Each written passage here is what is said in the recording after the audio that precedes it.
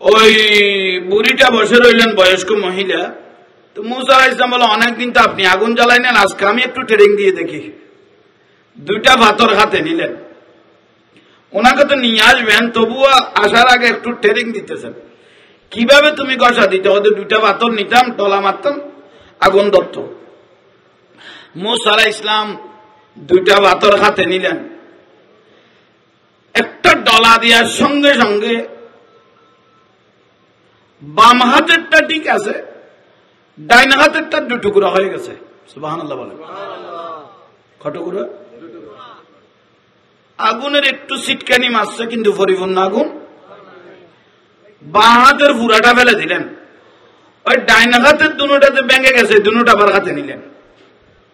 এই 2টা হাতে নিয়ে আবার কষা দিলেন, আগুনের একটু সিটকানি বের হয়েছে, বাম হাতেরটা পুরা রয়ে গেছে, ডান হাতেরটা 2 টুকরা হয়ে গেছে। বামটা ফেলে দিলেন, ওই ডাইনটাকে 2 টুকরাটা হাতে দিলেন, নেওয়ার পরে আবার কষা দিলেন, দেখতে ডাইন হাতেরটা 2 টুকরা হয়ে গেছে, বাম হাতটা পুরো রয়ে গেল, এটা ফেলে দিলেন, ডান হাতের আবার এটা নিলাম। নিতে নিতে 7 বার ভাঙা, 7 ভাঙা। তো 7 দুগুণে 14, 7 দুগুণে 14 ভাঙা হয়েছে একটা পাথর। বাম হাতেরটা পুরা থাকে, ডান হাতেরটা এই 2 টুকরা নিয়ে নিয়ে গসা রাখতে রাখতে 7 বারের পরে 6 বারের পরে 7 বারের মধ্যে পাথর যখন গসা দিলেন, 2 টুকরা হলেন পাথর, আগুন জ্বলে নাই।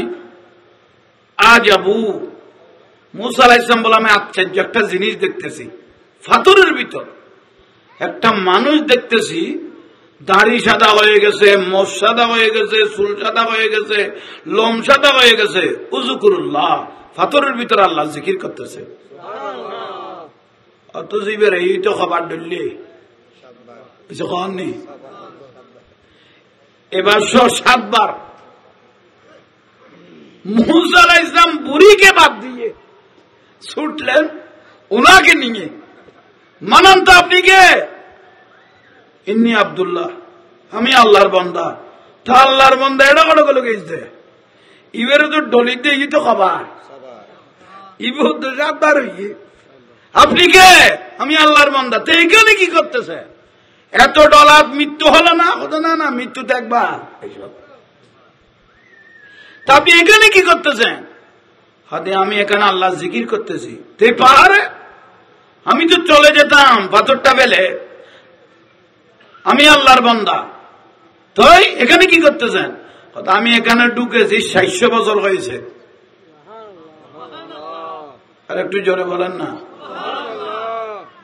600 বছর এখানে ঢুকেছেন, কারণ কি? কারণ হলো বউ বেটির জ্বালা, ভাড়াবসির জ্বালা, যেখানে দেখি সেখানে গুনাহ, যেখানে দেখি সেখানে পাপ, কোথাও বসতে পারি না।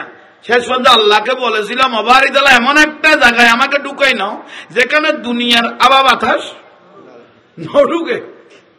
ঢুকাই নাও। আল্লাহ সুবহানাহু ওয়া তাআলা আমাকে পাথরের ভিতর ঢুকাই দিতে। তখন তুমি কাইতে কি কথা? আল্লাহ সুবহানাহু ওয়া তাআলা ফেরেশতা দিয়ে একটা জান্নাতি আপেল পাঠাইতেন, একটা জান্নাতি এই আপেলটা খাইতাম।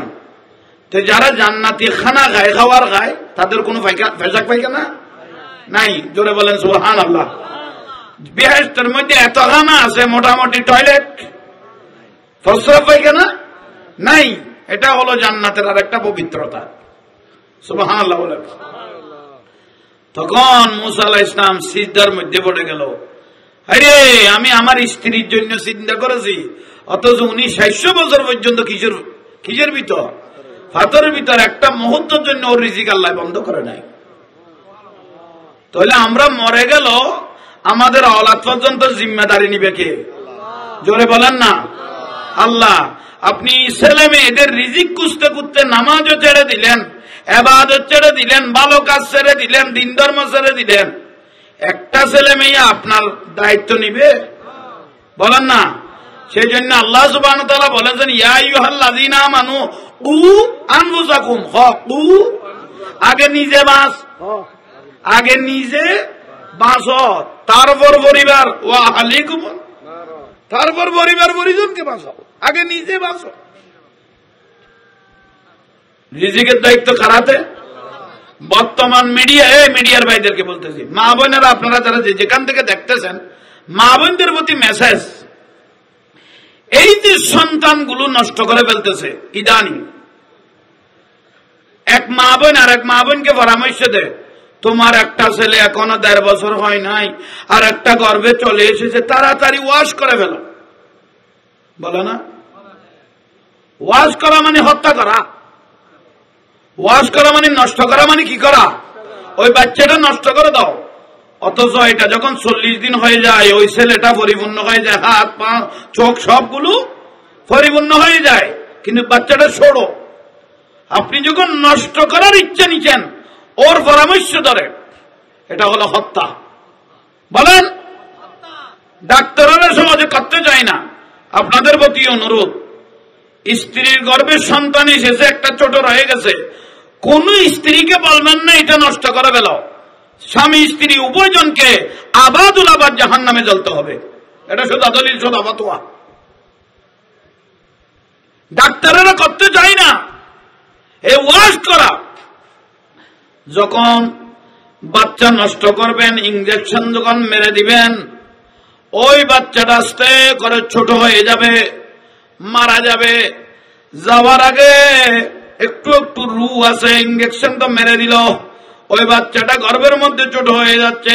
এমন ভাবে ডাক দিল, মা তুমি কার পরামর্শ আমাকে হত্যা করে ফেললে? এই ডাকটা বলে আল্লাহর আরশ আজিম পর্যন্ত পৌঁছে গেছে। ডাক্তাররা যখন কেসি দিয়ে পাটা কেটে নিচ্ছে, হাতটা কেটে কেটে বার করতেছে, আল্লাহর আরশ আজিম পর্যন্ত কাঁপতে থাকে, আল্লাহর জমিন বলে কাঁপতে থাকে। মা তুমি কার পরামর্শ আমাকে নষ্ট করে দিলে, আমাকে হত্যা করলে? আমি যদি দুনিয়ার জমিনে আসতাম, তুমি মারা গেলে আমি তোমার নামের উপর জিয়ারত করতাম, আমি নামাজ পড়ে পড়ে মা তোমার জন্য দোয়া করতাম। খবরদার, কারো পরামর্শ কোনোদিন বাচ্চা কোনোদিন নষ্ট করবেন না। এটা বড় অপরাধ, বড় পাপ। এই খুনের দায়ে, হত্যার দায়ে আবাদুল আবাদ স্বামী স্ত্রী উভয়জনকে জাহান্নামে জ্বলতে হবে। আপনাদের প্রতি এটা অনুরোধ। আমাকে একটা এখানে বিষয় দিয়েছিলেন, স্বামী স্ত্রীর হক, না স্বামী স্ত্রীর হক, স্বামীর প্রতি স্ত্রী হক, স্ত্রীর প্রতি স্বামীর হক। এটাও একটা গুরুত্বপূর্ণ বিষয়।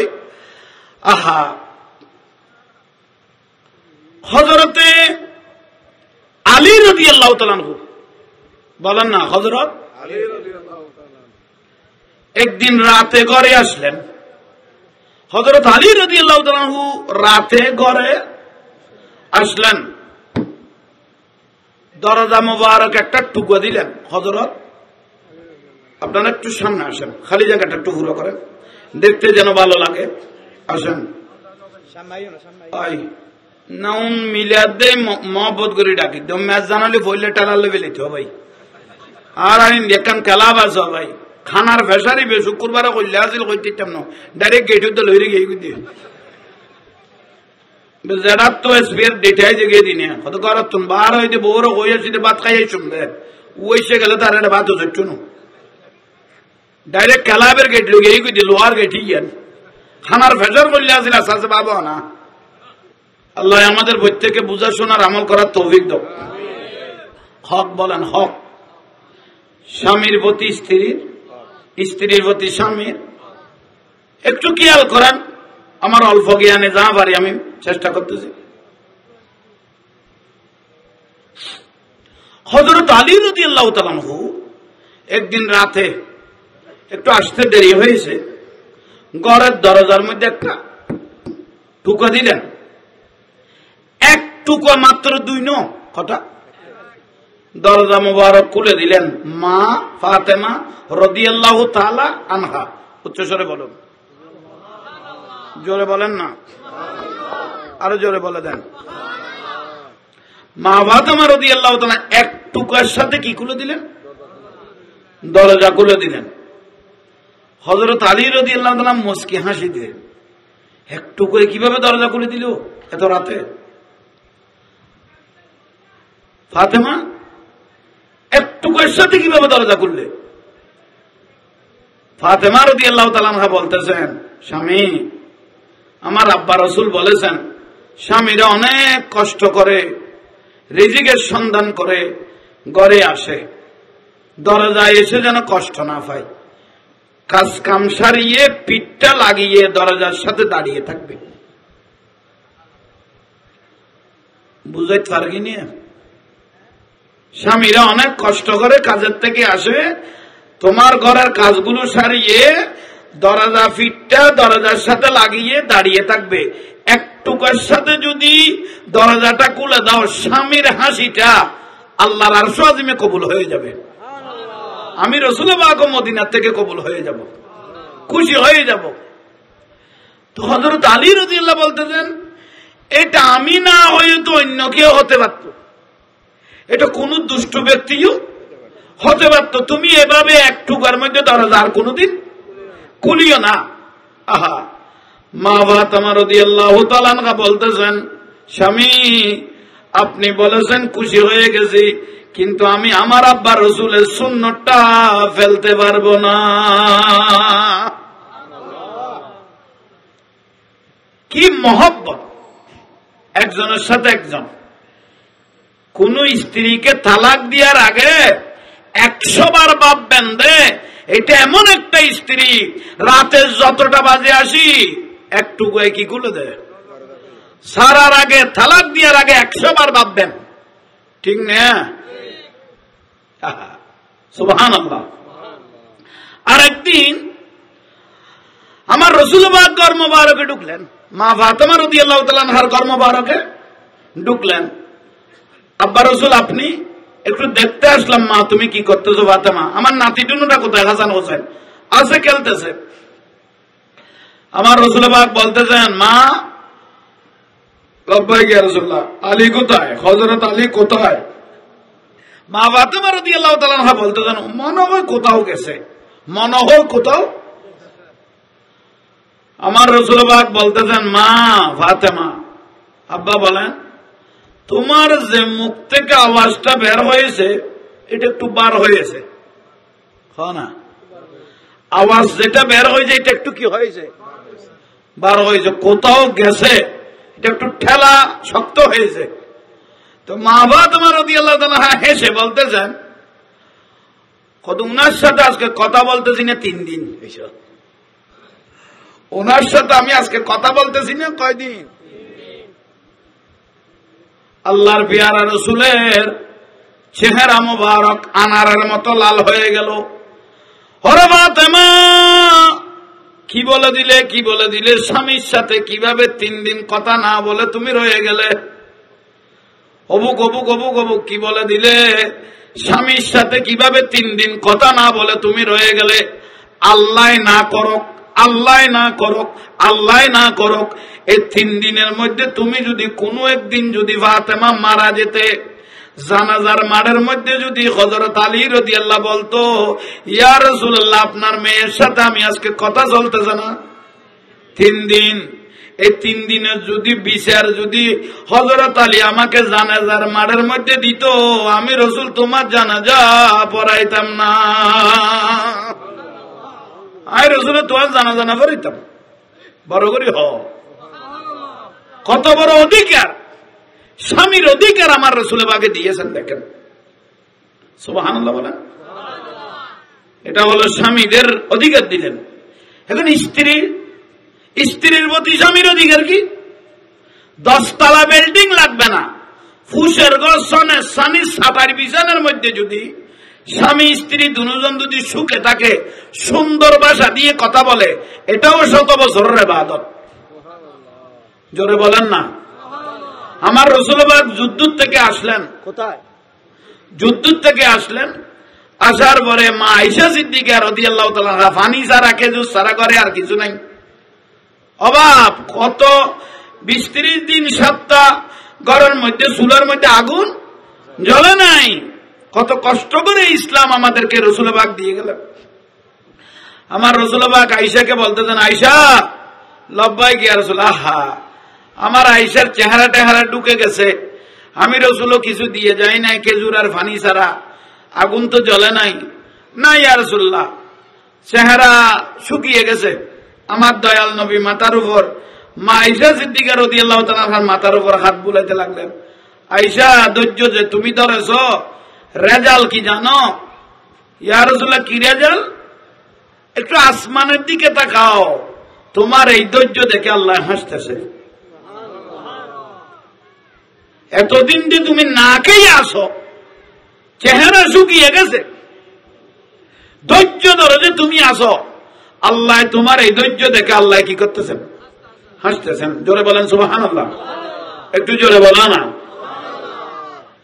এত 30 বছর বউরে ভাত খাবাইও, খবর 3 দিন খানা বন্ধ করি দো, গোড়া ভাড়া বুঝে বুঝে এত নিষ্কর্মা জামাই কেন আর বাপে দিবি। 29 বছর 11 মাস 97 দিন খাইয়ে দেখুন ন হইব, মাত্র কদিন খজ হই দে। ইতির দুয়ারত উইতের দুয়ারত কিরি ফলদান মাতি বই লই দে। এই জামাই কেন আর নসিবে ধরল, আজ 3 দিন বইছে করি দিয়ে। কিন্তু 29 বছর 11 মাস 97 দিন খাইয়ে দে, আর আমার হয় শুধু 3 দিন বেশ কমই দে। খনক বুলার না কোনো এলে বহুত ফজিলত ওলা বউ আছে তো, তাইলে ওই দোয়া লগই আর কি রিবে। আল্লাহ আমাদের বুঝার শোনার আমল করার তৌফিক দান করো। দরুদ শরীফ পড়ুন। সালাত দুনিয়া